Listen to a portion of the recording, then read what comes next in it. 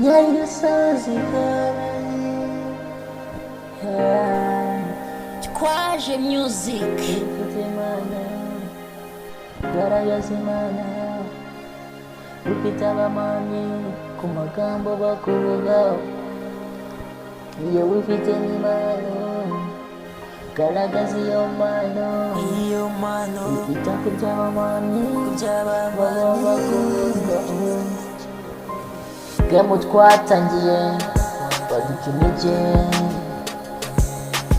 gemu turimo bisaba amapeso. Udafite ikofi ntacyo wavugana n'abanyamakuru, udafite urumiya ntacyo wavugana n'umuhanzi mukuru. Byose twemeyega, byose twemeyega, byose twemeyega, byose twemeyega.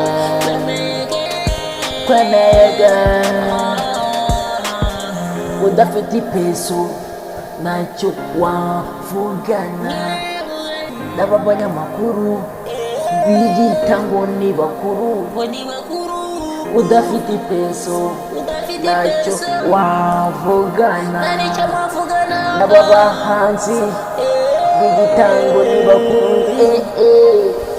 Udafite picture badagusunda yes ni Nyagasozi comedy.